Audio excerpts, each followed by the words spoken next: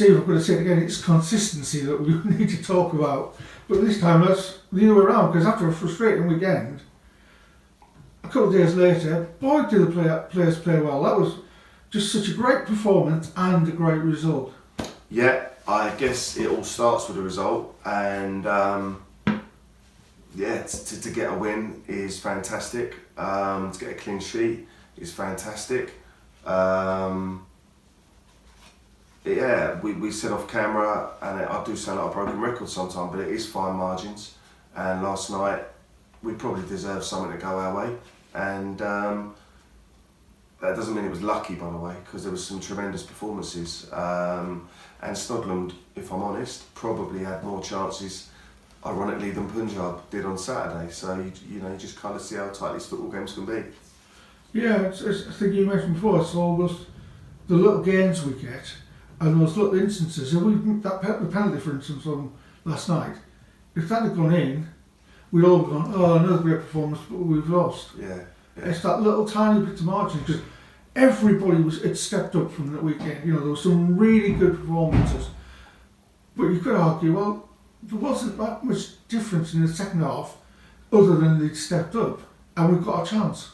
I think as a group, players, staff, we were determined to absolutely give it everything. With it being a cup competition, the last one we're in, and also just because we feel we probably deserve a bit more than what we've got out the last few games. So yeah, as a group we were determined.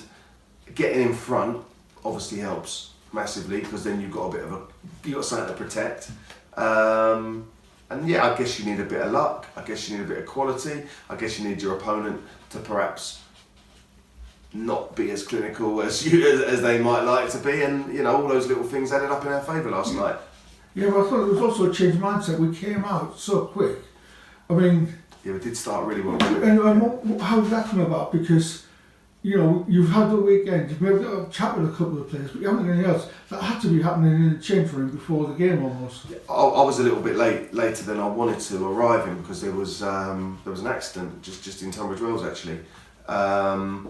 But as soon as I walked into the changing room, you could just sense there was a buzz in there. There was a determination. Some of the boys who haven't historically always been the most vocal, were kind of saying, come on, we've got to get this tonight, we've got to do this. And that was fantastic, because, we talk quite often about the people that we've been missing recently. And some of them, likes of Walds, Leps, Bill, George, they're not just good players, but they're big personalities in the changing room. They're also the heart of your team. Yeah, and the heart of the changing room. And there has been times when it's felt like maybe the pressure of leading has fallen on too few in their absence. Trev perhaps having but what started to happen, where we've had to now probably go 3 or 4 games without some of those guys, rather than folding, some of the other guys have now started to come out of their shells. People like Rory, people like Sidgy.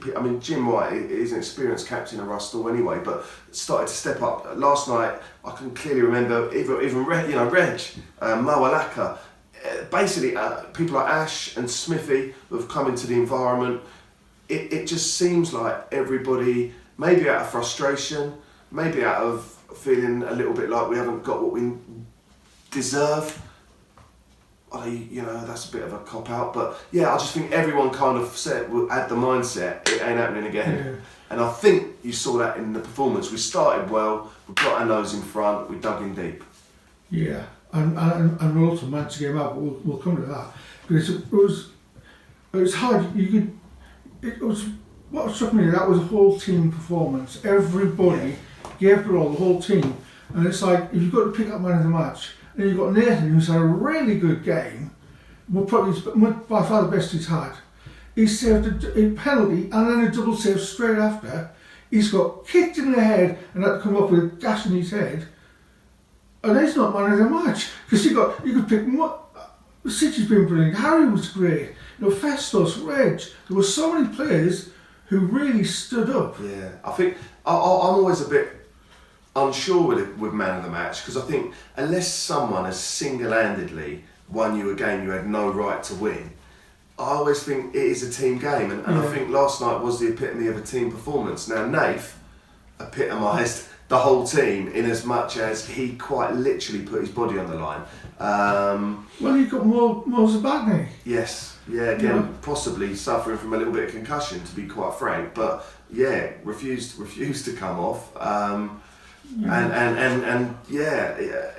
Mo Alaka, that's his first start since Snodland at home, which I think is August. And he's played brilliant, hasn't he? Yes, he has. Like when he needed, Trev went in goal. Yeah. I mean, how does that not reflect a great performance? Well, we had, you never want your goalkeeper to come off. We seem to have some luck with goalkeepers, by the way, don't we? Yeah. With Jules breaking his hand, with Glower getting sent off, with Nath, getting pretty much knocked out cold. The one thing I was quite fortunate with is, aside from Trevor, who has played in goal before for Hayward Heath, Steve Smith's played in goal for Rustall, and Jack Gallagher, who was on the bench, told me that he's played in goal for his university. So again, maybe that tells you about the group, that people are queuing up to even take on that one. Yeah, because, and again, in terms of like you've got your selection and your tactics right, but it's also the subs you got right. Like when he came on, Steve Smith was brilliant. Alpha was annoyingly good when he came on. Ben, who hasn't been around for ages, came on, and then you got Brad comes in and gives us that little bit of energy just at the end when they need it. So I thought all his subs did really well. All contributed. I mean, to just break that down very quickly without boring people. So JP was out ill. He's suffering with a lot of viral infection that's going around. Ben, who's dual signed with Tunbridge Angels 18s, he hasn't been available too much recently. But he trained last week and really impressed us. So as soon as a place on the bench became available, he was our go-to guy. And as fate would have it, he was needed. He came on, he done really well. Like we think a lot of Ben. There's nothing there. Brad did 90 minutes last Tuesday night, so the night before for Uckfield, which I went and watched.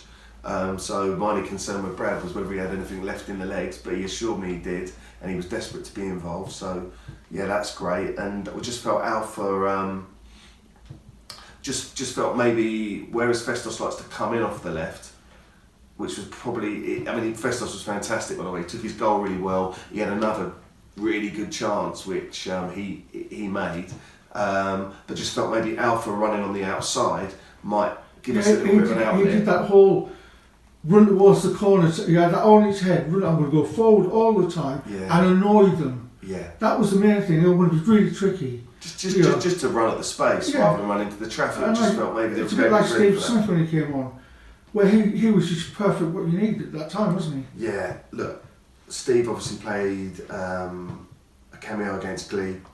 It wasn't available Saturday, but yeah, I asked him if he could be available for us last night. He's got a very young family, busy life, busy work, but to have him available when we can at the moment is just a massive boost. And I felt their centre half, as we're kicking up the hill, was having a little bit too much his own way in terms of free headers, and I knew Steve would go on and give him a battle in that respect. He changed the game, didn't he? Yeah, but what he also did was he ran his socks off. Yeah. I can remember him literally running across the width of the pitch, shutting down every single one. Yeah, he started with their left back and finishes our left back.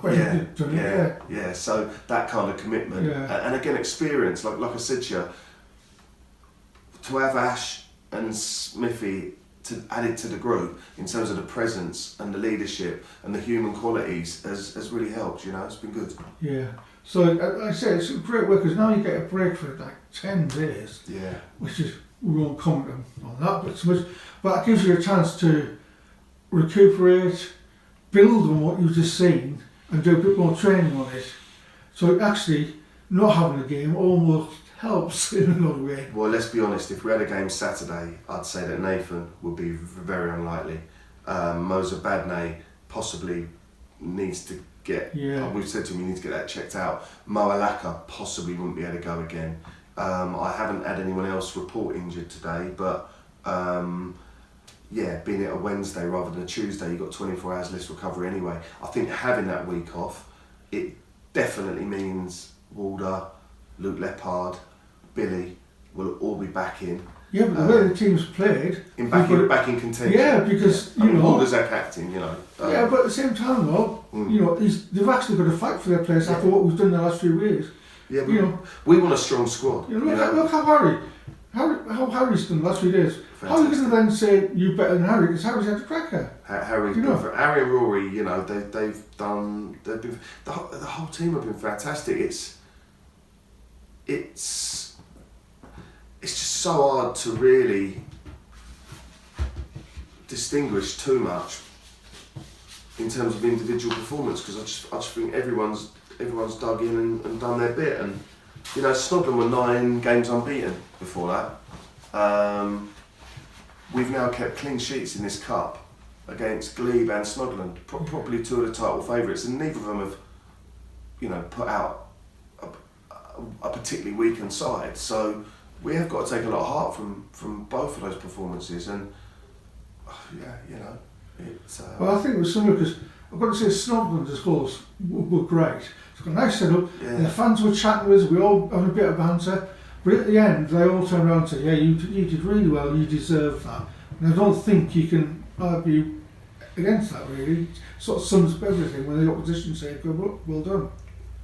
Yeah, I guess the penalty will be for them the point where they feel, you know, it was 90 minutes straight to penalties as well, and that must have been about the 85th minute, I'm guessing. It was 87. It was 87 minutes. So they will probably look at that as a golden opportunity spurned. I mean, from our perspective, Nathan has done fantastically well, not just with the initial save, but to be brave enough to throw himself down at people's feet as they're coming charging in. He's kept us, in that moment, he's kept us in the cup, because we'll never know what would have happened if it went to a penalty shootout. What we do know is we wouldn't have had our goalkeeper in goal for it, so it wouldn't have been. It would have been far from ideal. But when the opposition take them on the chin and say, "Yeah, you were good," that's the best compliment you can get, as far as I'm concerned. And you should, you know, take that. And again, I feel like we went toe to toe with them, and it was a very tight game. I feel like we went toe to toe with Punjab. People might say, "No, it wasn't a very good game of football." Well, I don't really care what you say anymore, to be honest. I feel like we're going toe to toe with Glebe, toe to toe with Punjab, toe to toe with Snodland, and you know, I feel like we'll get a full squad back. Yeah, it's just like what I said at the very start. We just need to get a bit of consistency, because even when we're not having great games, there are parts that are good. So consistency back, and there's a lot more potential there. Yeah, hopefully so. Yeah, we just want to rest up, get a couple of training sessions in, be as best prepared as we can, and then we go into a typically difficult run of games. But it keeps it interesting, doesn't it? Yeah, and I can't wait for 10 days to be over. Yeah. That's brilliant. Cheers then. Cheers.